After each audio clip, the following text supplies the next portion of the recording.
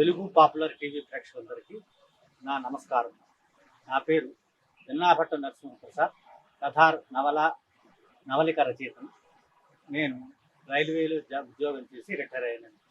నేను ఈ మధ్య రీసెంట్గా శ్రీమద్ రామాయణ వైభవం అనేటువంటి గ్రంథాన్ని రాశాను. దానిలో ఈ మన భవ్య దేవాలయ అయోధ్యలో జరుగుతున్నటువంటి ఈ దేవాలయ ప్రారంభోత్సవ సందర్భంగా ఈ గ్రంథాన్ని విడుదల చేస్తున్నాను. దీనికి ఈ తిరుపతి దేవస్థానం వాళ్లకు నేను అప్లై చేస్తున్నాను, వాళ్ళు ఇస్తామంటున్నారు. రాముల వారి గురించి నేను 2 మాటలు చెబుతాను. ఆయన మహానుభావుడు, ఆయన ఆదర్శ పురుషుడు, ఆదర్శ కుమారుడు, ఆదర్శ భర్త, ఆదర్శ స్నేహితుడు, ఆదర్శ ప్రభువు. రాముల వారు పూర్ణావతారం.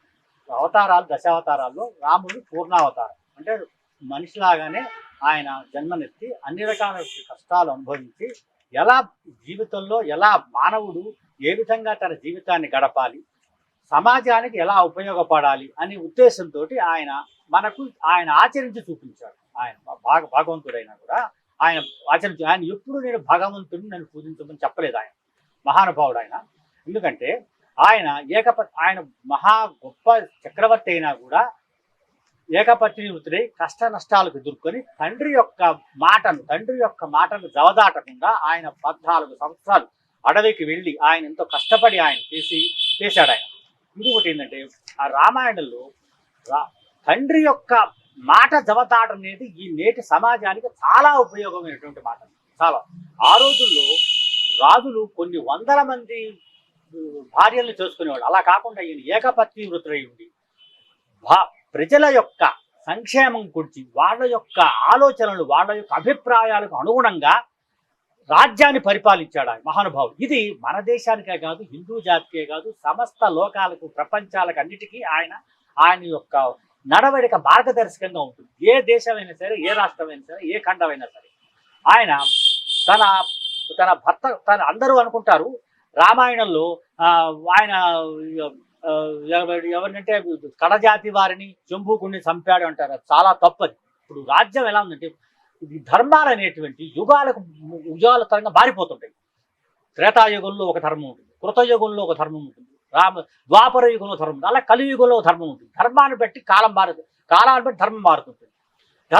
ధర్మం ఎలా ఉంటుందంటే, ఆ రోజుల్లో ఆ సంఘంలో ఉన్నటువంటి ప్రజలకు అనుగుణంగా ఆ యొక్క ధర్మాలు రాజులు ఆచరిస్తారు.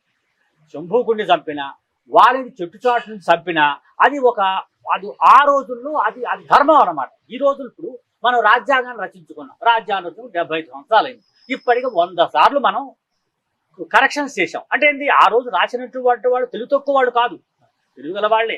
కానీ ఏంటి, కొన్ని కాలానుగుణంగా వచ్చేటప్పటికి మారిపోతుండే, ధర్మాల ప్రకారం మారిపోతున్నట్టు. కాబట్టి మన యొక్క ఈ చేసేటువంటి పద్ధతులు కూడా మారిపోతాయి అన్నమాట. ఆ విధంగానే రాముల వారు ఇప్పుడు ఆయన కొన్ని లక్షల సంవత్సరాలైనా కూడా ఇంకా రామరాజ్యం ఎందుకంటా మనం రామరాజ్యంలో రాముల వారు ప్రజల యొక్క సంక్షేమం గురించి ఆయన పోరాడాడు. ఆయన భార్యను వదిలేశాడు. ఏ దేశమైనా కూడా ప్రజల యొక్క అభిరుచిలోని, వాళ్ళ యొక్క అభిప్రాయాలకు అనుగుణంగా ఆయన రాజ్యపాలన చేశారు. కాబట్టి ఆ మహానుభావుడు ఇప్పటికి కూడా మన రామరాజ్యం కావాలని కోరుకుంటున్నాం. రాముల వారు ఆయన యొక్క సందర్భంలో దాదాపు 17 మంది ఋషులు వచ్చారు. ఈ 15 మంది ఋషులు కూడా ఋషులకు సహాయం చేశాడని అంటున్నారు. అర్థం, విశ్వామిత్రుడు ఆయన యాగం చేసినా కూడా ఆ యాగం దేనికోసం చేశాడు? ప్రజల కోసం చేశాడు. రాముల వారు ఋషులకు సేవ చేశాడు. ఋషుల మాట వినాడని కాదు. ఋషులు యాగాలు చేస్తే సంఘం బాగుపడుతుంది, వర్షాలు కురుస్తాయి, దేశం బాగుపడుతుంది. ఆ విధంగా చేశాడు. కానీ ఆయన ఏది చేసినా కూడా సంఘం కోసం, దేశం కోసం చేశాడు. కానీ ఆయన స్వార్థం గురించి ఏమి చేయలేదు. మన మనుషులకు ఆదర్శంగా ఉండడానికి మనం చేశాడు. కాబట్టి ఆయన ఆదర్శ పురుషుడు అయ్యాడు ఇప్పటి వరకు కూడా. ఎందుకని ఈ సందర్భంగా నేను ఈ దేవాలయం సందర్భంగా నేను చెబుతున్నాను. ఆ రాముల వారి యొక్క చరిత్ర మనం చాలా ఇప్పటికి దాదాపు మనకు వాల్మీకి రచించిన తర్వాత కొన్ని వందల మంది రచించారు రామాయణాలు. అందులో ఇది కంబ రామాయణం ఉంది, పోతేనేమో సంస్కృతం రామాయణాలు ఉన్నాయి, చాలా రాశారు. మన తెలుగులో కూడా చాలా రచనలు ఉన్నాయి అన్నమాట. కోన బుద్ధారెడ్డి రాశారు, పోతన మొల్ల రాసింది, పోతన ఉషశ్రీ గారు రాశారు, ఎంతో మంది రాశారు. ఇంకా ఎందుకు రాస్తున్నారు? ఇవన్నీ ఆనాటి రాముల వారి యొక్క ఆచరించినటువంటి ఆ ధర్మాలు, ఆ నియమాలు అవన్నీ రాబోయే తరాల వాళ్ళు కూడా ఆచరించి